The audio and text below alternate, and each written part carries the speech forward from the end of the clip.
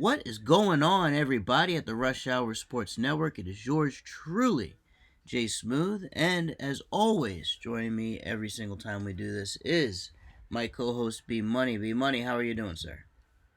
I'm doing good. Good stuff, man. And it's been a couple weeks since we have done a recording here, and a lot has happened in terms of the playoffs. We've had two series, the Eastern Western Conference Finals, all wrapped up, and the NBA Finals officially set. Now, let's go ahead and start out West. I think that's the series we should probably just get out of the way first.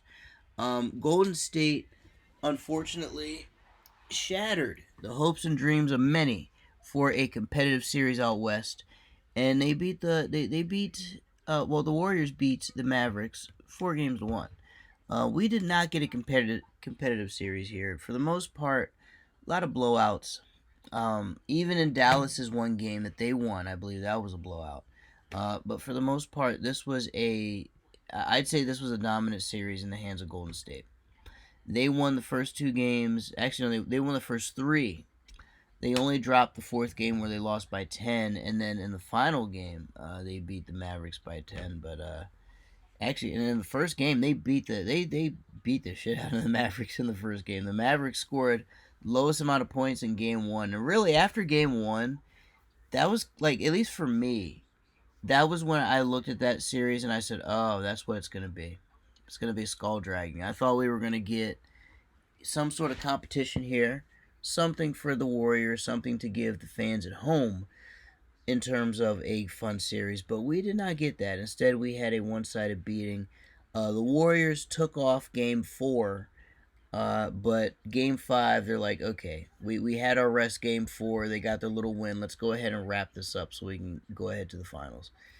What did you think of this series, B Money? Because I mean, just for me, little disappointed in terms of the action here. I wanted a little bit more.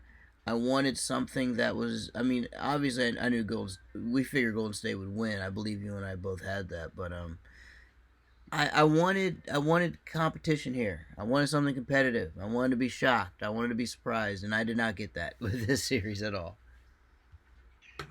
Yeah, but you expect it. I mean, Dallas was just outmatched in this series. Golden State just had too much firepower for them. I mean, all Dallas really has is Luka. Yeah, we've seen Jalen Brunson break out at times this postseason, but Right. you know, they say as a little joke, the size matters in the playoffs, and generally smaller players don't always play too well in the playoffs. This is a The fact. deeper you go, This is a so fact. so that basically takes out the effectiveness of the Jalen Brunson, and so who else on Dallas can step up? And there really wasn't anybody. And Golden State takes care of business, and what I guess I think some call it the gentleman's sweep. You Oh yeah. for manners, you let them get one game, but Yeah. you take care of business. That's true. They pretty much took off. The Warriors took off Game 4 and wrapped it up Game 5. But as you said, this was a gentleman's sweep, and really, the first game was, I think, the largest margin of victory for the Warriors. And honestly, that first game felt like, at least to me, it felt like, okay, I know what this series is gonna be. Like I was hoping, I was hoping to give Dallas a shot, and even though it's been a couple weeks and I forgot what our predictions were exactly, I believe I gave Dallas a lot more of a shot in this series, and I should have. You know what I should have considered? I should have considered the fact that they were worn down from that Phoenix series, bro. Like you know what I mean. They went 7 games with Phoenix. They survived the Phoenix series, but when they came into the Golden State one, they were just gassed out, bro. Like that first game where they were beaten down. Hold on, let me get the exact score here. It was 112-87 in the first game. Game two, 126-117. Game three, first game in Dallas, 109 to 100. And then, like you said, this is where the gentleman park comes in. Game four, Dallas gets the 10-point win at home. Then they go back to Golden State Game 5, and that's when Golden State beat them by 10 and took them home. But that first game, 112-87, the fact that the Mavericks didn't even reach 90 points in that first game, That told me everything about them. They were beaten up. They were slow. They were worn down. They had just gone through the series of their life with Phoenix, and they barely survived it. And it's as if they limped into the Western Conference Finals, and essentially laid down for the Warriors as a willing sacrifice. That's kind of how it felt to me. Yeah, just you said it, man. Yeah, like No, man. it's really crazy, and like you said, Luca really needs some help with this team. Like it really showed that a lot. Spencer Dinwiddie did contribute when he could, but in this series he didn't contribute as much. He was a lot more of a help earlier on, like in the series with Utah. He was a help, and then in Phoenix he came through, but Dinwiddie coming, of course, from Washington in a trade, he just wasn't really enough off the bench. And then of course, one thing I also learned about this team, the Warriors bench I believe was outscoring the starters of the Mavericks, and when their bench was outscoring the starters of the Mavericks, that to me was a big red flag. Like kind of just in terms of which team has more depth and which team is really built to survive a playoff run. Dallas, in hindsight, was not really built to survive a playoff run, at least to this point, because they gassed out completely after that 7 game series in Phoenix. Meanwhile, Golden State, they won their series 4-1, 4-2. But Dallas won their first series 4-1. I mean 4-2. But I just feel like that Phoenix series really wore down their roster as a whole, and then yeah, they just had nothing left for Golden State. So the Warriors advance 4-1. Easy work for Golden State. They are going right back to the NBA Finals, and at this point, I think it's safe to say that the finals is where they belong. And let's talk about their opponent, my brother. This was a series that to me was one of the best conference final series in a little bit. We had two teams here in which they had, say, a player that was their design like star player, like head player, and then everybody else was role players. Like not the typical, star-studded team or big three or anything like that. These are more of the blue-collar teams that have like one or two really good players, and then everybody else sort of is just like playing their role and keeping the ship afloat. And Boston in 7 games ends up beating Miami. And you know what? Even though I picked the Celtics to win this series, I was kind of surprised by it because Jimmy Butler, man, Jimmy Butler was playing phenomenal down the stretch, especially in Game 7. That was one of the better games I've seen him play, and it's a shame for Jimmy Butler because he didn't have any help. Nobody out there was helping him. Unfortunately, some of the usual role players that Jimmy has around him, they didn't step up. They didn't come through. And in the end, the Celtics were able to hold on. There was that crazy call with the 3-pointer and that guy's foot on the line, and Spoelstra tried to make a big deal of it, but that's not why he lost the game. He lost the game because of a bunch of other stuff. But in the end, Boston was barely able to hold on. And what I question about Boston though going into the finals, I'm actually gonna get your opinion on the Eastern Conference Finals, of course, but going into the finals, I wonder how the Celtics are going to hold up because they were falling apart for a little bit. Marcus Smart was hurt for a little bit. They had a couple other key players that were injured throughout the series that were carrying some injuries. I wonder how their health is going to be going up against Golden State. And the first game against Golden State, I believe, is tomorrow, funny enough. So I don't know if the Celtics are going to be well rested going into that game. It's going to be interesting to see. But what is your opinion on the series as a whole, Money? I thought the Eastern Conference Finals was great. I mean, the only thing that did kind of suck is that we still had some of the same of blowouts, but instead of it being one team blowing out the other every night, they were just trading them off. You had Miami getting the double-digit win in Game 1. Right. Boston returns the favor in Game 2. Game 3 was a little bit close, but Game 4, Boston wins by 20. Yeah, they beat them up on that one. That was a Game skull 5, drag game. Yeah, I think. Game 5, another double-digit win. Mm. I remember Game 6, Jimmy Butler went off for 47 Yes. to force a Game 7, and then that takes us to Game 7, the only actual close game. The whole series. Yeah, I was right. Yeah, and Yeah, even still, for most of this game, as we know, in Game 7, most of the game, Miami was down by 10, 12, 15. It yeah. wasn't until the last 3 minutes that they actually decided to show up. That's And that's true, man. Like you the game, said. Oh no, go ahead. My bad. My bad. yeah, no, I was finishing up. It wasn't until the last 3 minutes that they decided to make it close. Yeah.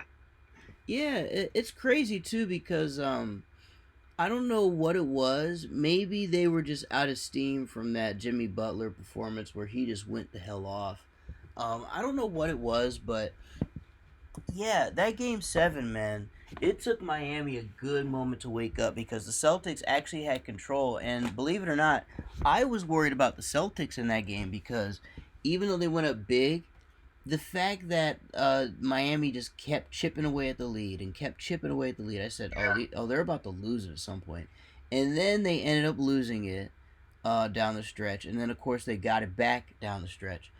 But yeah, man, it was a stressful one for Boston fans for a little bit in that game 7, bro, because they Yeah, but I agree with you. Like, I remember yeah even as early as the second quarter, I'm looking at the score and just the fact that, like, Miami was just hanging on, yes and Boston wasn't, like, putting any kill shots in. You just had the feeling that Miami was one last ditch run away from making it a close game and potentially even winning. And let's be honest, they probably should have won the game. Jimmy Butler had an open three in right. the final seconds, and it bounces off the rim. So, I agree 100%. And you know what?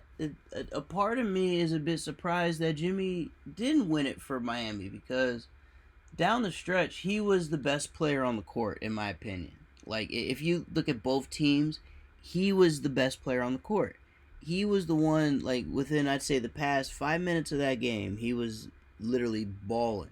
He even balled the whole game, but that was where he had really turned it up.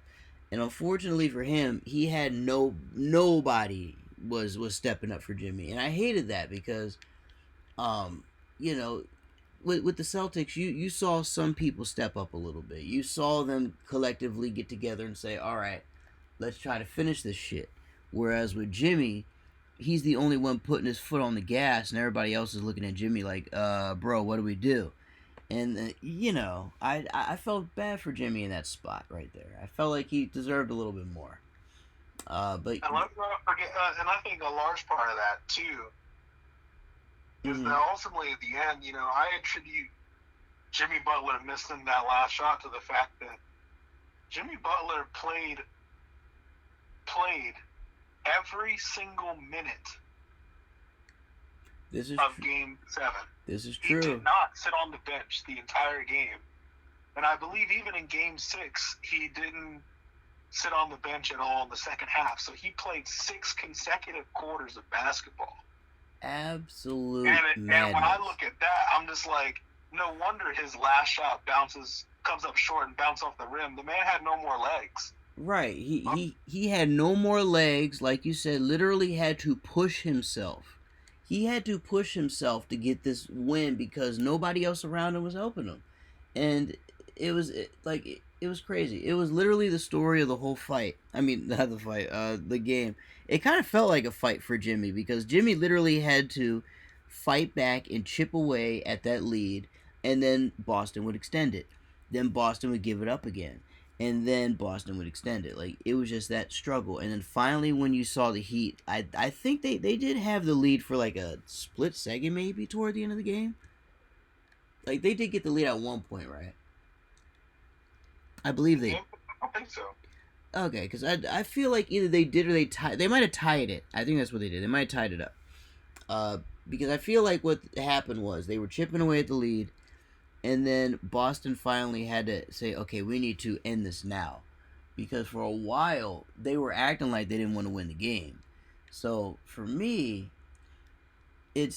even though obviously that was on Jimmy. Really, it's on the people around him because nobody stepped up to help that man. Like you said, he had no more legs, no more energy, and he gave it his all. But unfortunately, he was just completely gassed, trying to literally carry the whole team on his back. And unfortunately, Boston was able to capitalize off the situation, and now we have us a solid matchup in the finals. And Money, I would like your first initial thoughts on the Celtics and Warriors matchup. What you think will happen? Who do you think will win? Because this is, I mean, we may as well give our predictions here since the series literally starts tomorrow. Boston and Golden State. I just want to say it's good to see. I'm happy to see Boston there. I'm happy to see Jason Tatum. I agree. In the finals. I think he's slowly becoming, one of my favorite players to watch right now. So I'm glad that he's there. I'm glad he's in the dance. And on the other side, you got Golden State. You got Steph Curry, Klay Thompson, Draymond Green, Jordan Poole, all of them. And what I've already kind of mentioned to me is what I think will be Golden State's last dance, their last chance at a title. I agree. With this group.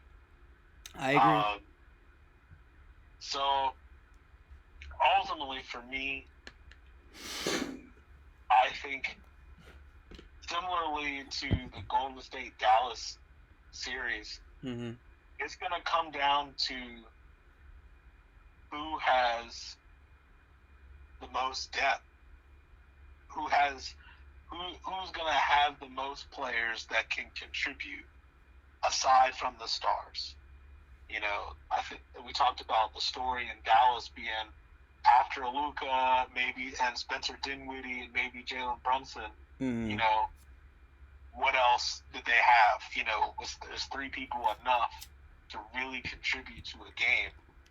And especially in a game against Golden State, where this is a team that you can count on Steph giving you buckets.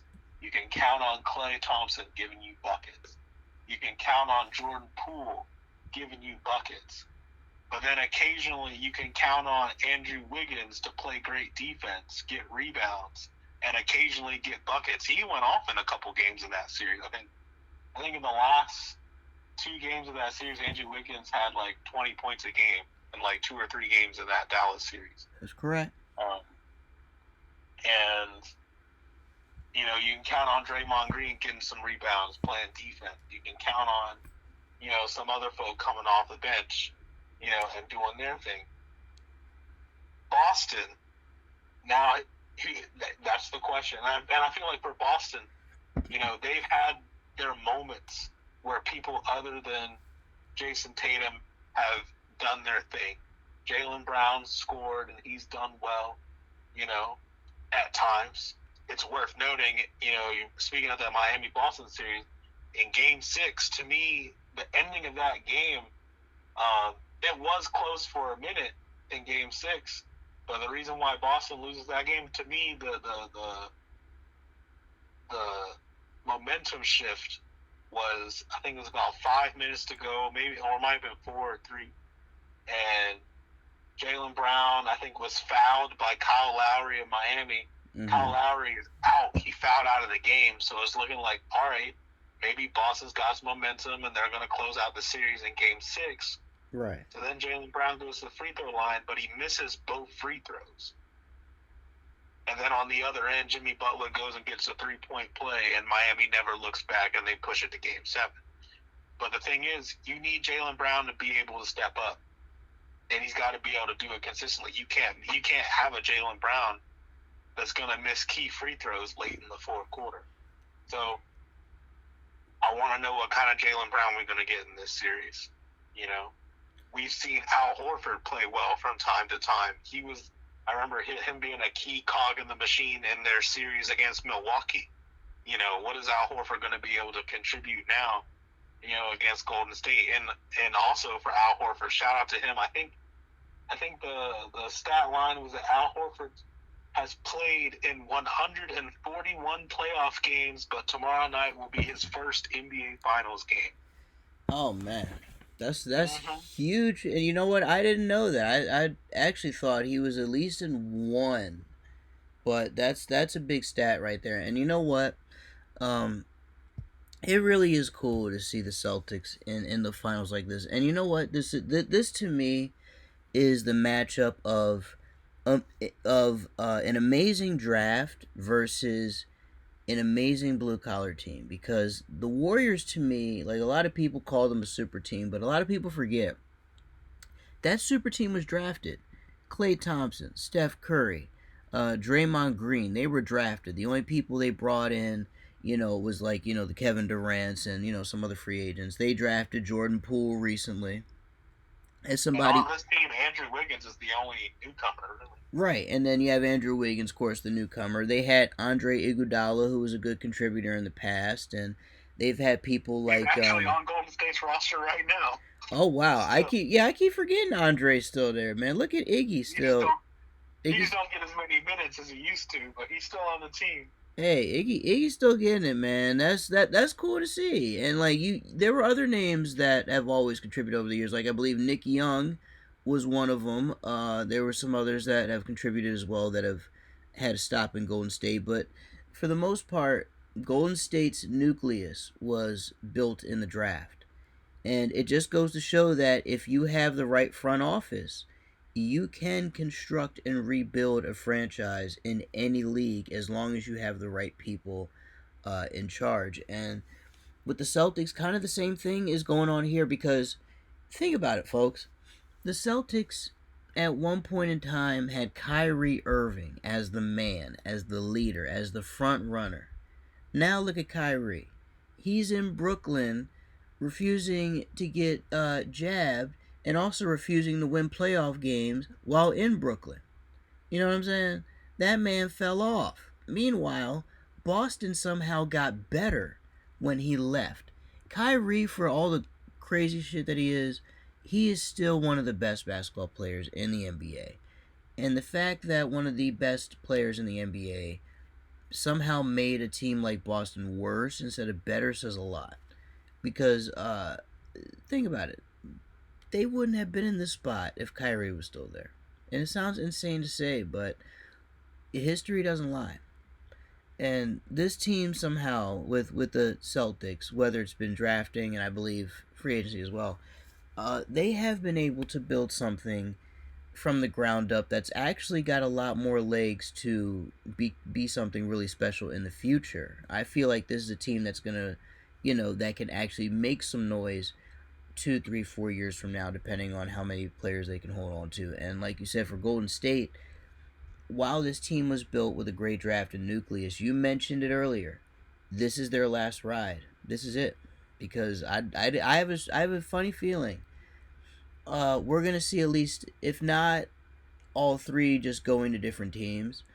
Maybe one retires, like, and I'm talking about like Curry, Thompson, and Draymond, the big three that were drafted. It's I feel like if one doesn't retire, like if one of those three doesn't retire, and they all want to continue playing, I believe Golden State's going to keep one of them, and the other two are probably going to get the boot. The one who's going to stay is obviously going to be Curry, because he's the face of the franchise. So Thompson and Green will probably have to play elsewhere if they want to keep going. But um, if somebody's going to retire, I wouldn't be surprised if if Klay Thompson thought about it. I wouldn't be shocked if Curry thought about it, because of how much money is out there for him right now. Draymond Green, of course, has always talked about. Well, I'll put it to you this way: all of his appearances that you see on ESPN, doing the talking head thing, that is good practice for what the end of his career is going to be like. I mean, you see Patrick Beverly doing it now. You know what I mean? Pat Bev has made a name for himself just off of all the stuff he said, just during the playoffs alone. So it wouldn't be surprised if we see Draymond Green, another guy that likes to talk in that manner and be a talking head, end up in that category sooner rather than later.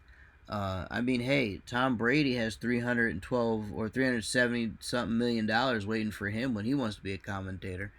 So you know what I mean. Like a lot of these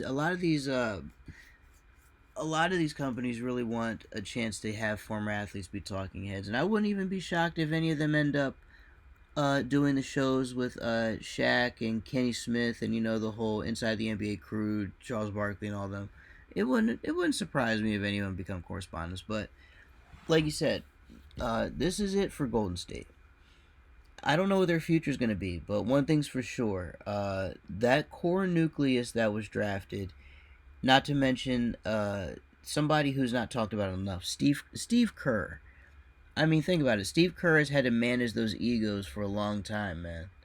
He's had to manage Draymond Green. He's had to manage Klay Thompson, Steph Curry, along with every role player on there that was probably the man at another place but had to know their role in Golden State, like a Kevin Durant, for example. Steve Kerr is another one who, he might think about hanging it up after this because he's done quite a bit for the Golden State Warriors, and maybe he hangs around a little bit, like 2, 3, 4 years, but I think this might slowly be the end for him, if not immediately. I think it might be soon, especially if they win the finals. If they don't lose the finals, he'll stick around a lot longer. But if they win the finals, I could see Steve Kerr leaving in about 2 to 3 years. So this is, folks, this is pretty much history making. We're not gonna see another history making core like this for a good while. There are some in the league that are coming up that have the potential, and you see a lot of the stars, whether they're overseas or from the draft, just making a name for themselves. But in terms of just a straight up core that was drafted together, as in drafted by the same organization, they weren't pulled from different teams. They were all pulled from college, all pulled from the college draft pool.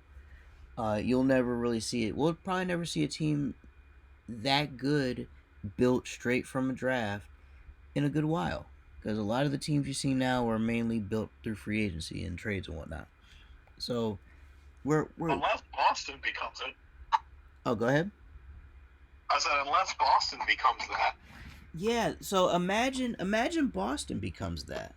I mean that's Because Boston's kind of built in the same sort of way, they are. And They a lot are. of people forget about the fact that their stars, or at least or a couple of the stars, are still young. Like Jason Tatum is only 24, Oh yeah. and Jaylen Brown, who's kind of been coming into his own as sort of the Klay Thompson in this scenario. Jaylen Right. Brown's only 25, so they still got. I would say that neither of them are necessarily in their prime yet. Oh yeah. They're So oh there's yeah. still They're not even time that maybe close. they can go get themselves a third star at some point. I agree with you too. Like you said, they're not even close to their prime years right now. They're in a really good spot, and I would say it's funny because for the Celtics, I could see them being a threat in the league for at least another 3 to 5 years if they keep this up. Like if the development is there, they could be what Golden State used to be. They could be the new team that gives people a lot of problems. But of course, it all depends on how they build from here. But if everything goes according to plan, it could happen.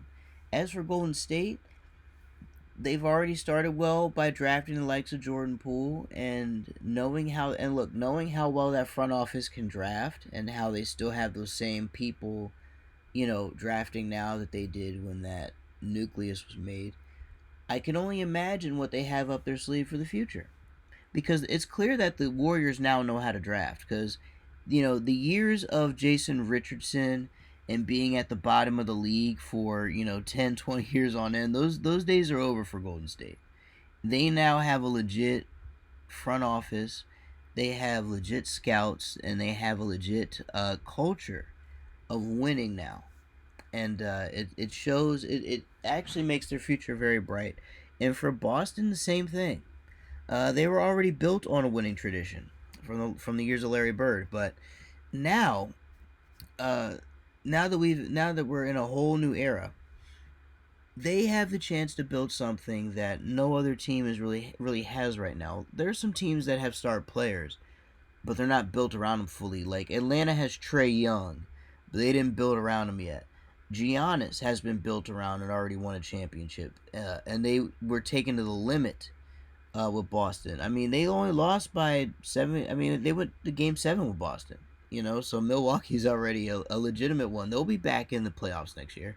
Brooklyn has a big three, but that thing's about to. Well, actually, no, they used to, but that thing's blown up. And plus, Ben Simmons doesn't count because he's too scared to play. Um, let's see, Philadelphia. Also, apparently Kevin Durant's been ghosting the front office since their season ended. Oh boy, that's gonna be very interesting. Let's see if Kevin Durant's gonna beg Boston to join them. Knowing how he rolled. And actually, speaking of Philly, actually it's funny. I'm in Philadelphia right now as we record this. Shout out to the beautiful city of Philly and the lovely cheesesteaks. I actually drove by the Philadelphia 76ers arena. Beautiful arena from the outside, by the way. Hey, trust the process. They did all right with the process. I mean, Embiid, and they built around Embiid for a little bit. Um, I think maybe the 76ers can make some noise again. Maybe they can be a team that can kind of retool itself and get themselves back. Like you have some squads in the league that have that potential. Denver, of course, has the league MVP. Let's see what they do with him. Minnesota and Memphis both have that. Have some of that. I say potential as well.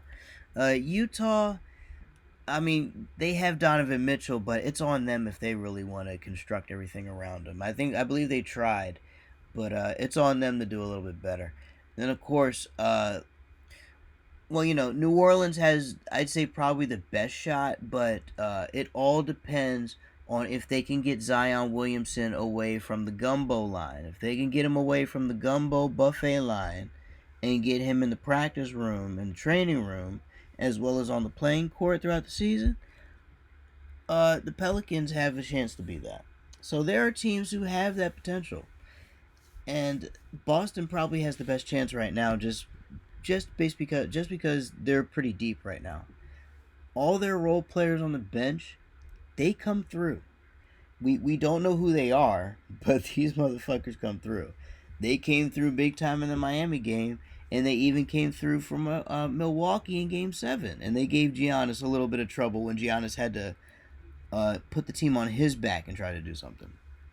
So I think Boston is going to be one of those future problem teams. And even while I say that, here's where my prediction comes in, folks.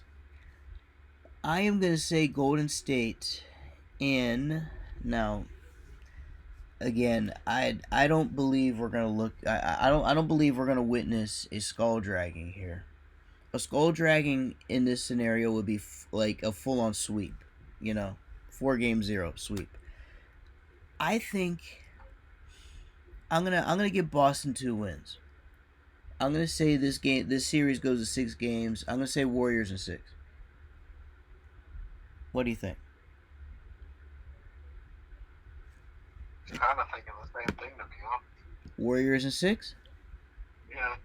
Yeah, that's kind of that's the thing. I feel like the Warriors are gonna drop at least one game. Yes. They're gonna drop at least one. Sure.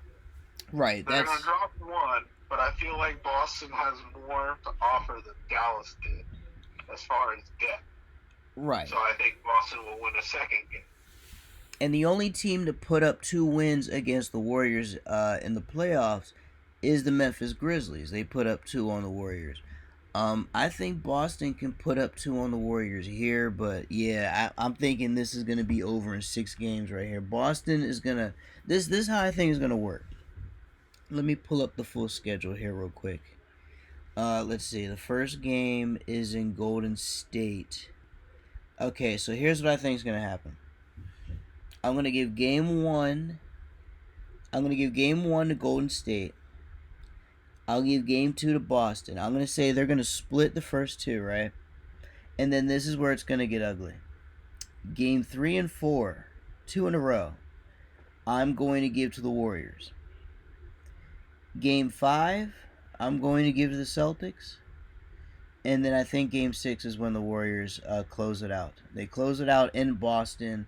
Everybody in Beantown is booing and crying and ready to tear the whole place apart. You know what I mean? Everybody in Beantown ain't going to be happy. So I think in Beantown is where the Warriors close this out. Excuse me. What do you think? How do you think the 4-2 series will play out in your mind? Um, What do you think? I'm thinking they'll split the first two. Yeah, that's kind of what I'm thinking too. I think they'll split the second two in Boston. Oh, okay. So make it 2-2 then. I mean, I'm sorry. Yeah, 2-2. Yes, and then the Warriors will win the last two, And they'll 5 and 6. and then they'll close it out in Beantown. Yes. Gotcha. And you know what? That's kind of how I see it playing. Well, of course I have it differently in the pattern, but closing it out in Beantown, I see the same exact thing. It just feels as if the Celtics are good, just not good enough to push this team to a Game 7.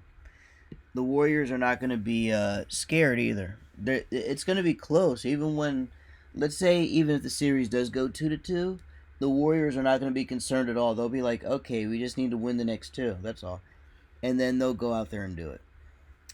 For the Celtics, let's say if it's 2-2, if they win that Game 5, and they're up and they're up 3-2, then things are going to get real interesting. So Boston can easily take the lead early on, but it's after Game 4 where I'm going to be paying close attention, because at that point I want to see how far it's going to go after Game 4. If we need a Game 5, 6, and 7, oh, it's going to be a wild one. But folks, our official Smooth Money pick is that we both have Boston taking this one. I'm sorry, Golden State taking this one in a total of 6 games. I gotta say, so far I've been entertained by the playoffs.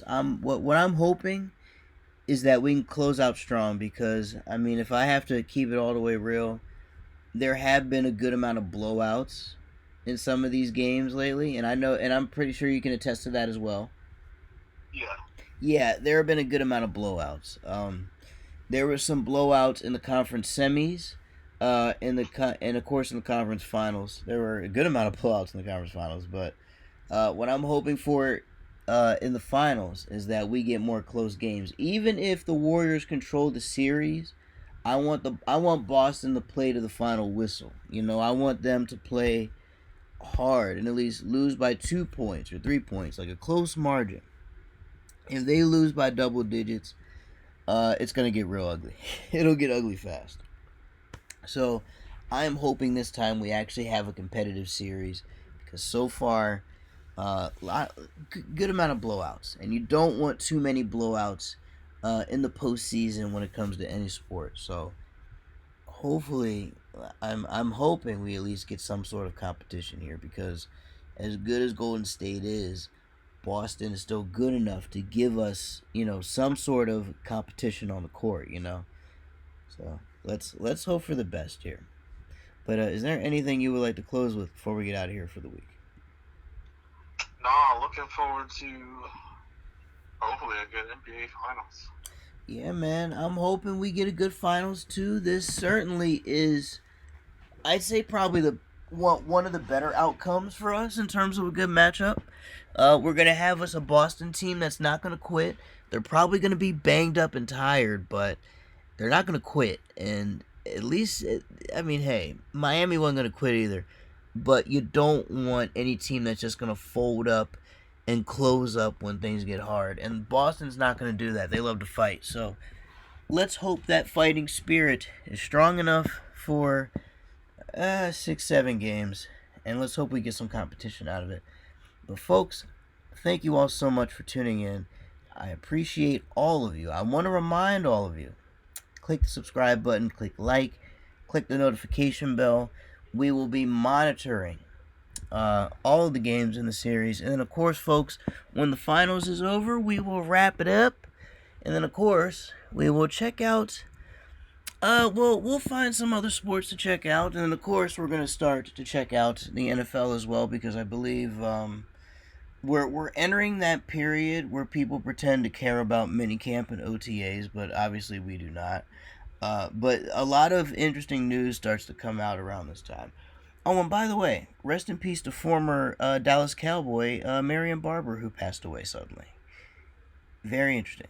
Did not know that happened. Did not know that went down until about maybe like an hour or two ago. So rest in peace to him. But in other news, we will be getting back to the NFL coverage shortly. I know there's a lot of contract talks that are out there. There's, of course, the stuff with the Commanders and Roger Goodell having to testify about, financial fraud. Not to mention, the designs for the new Commander Stadium look like trash. And by the way, it's on record as being the smallest new NFL stadium if it were to be constructed. So the Commanders keeping that bar as low as fucking possible out in DC. Love it. But anyways, folks, we will see you all next time. B Money, I appreciate you being here, sir. I assume you will be here when the series is done, so we can wrap up the finals. And I hope so. yeah, man. Hey, hopefully. Hey, look. Good news about it is this: when the finals is over, we don't have like a format to really do the wrap up. We can just do it whenever. So that is always good news there. But hey, we will be back soon to wrap the whole thing up, folks. Enjoy the series. Our official prediction: Warriors in 6. And by the way, for those that would ask me if I would bet on Boston, my answer is no. Boston. Hey, look, Boston was worth the bet last round. This round, hell no. Don't bet on them. Even in games where they're, where it seems like they could win, don't do it. But anyways, folks, we will all see you next time. And until then, we gone. Enjoy the NBA Finals, ladies and gentlemen.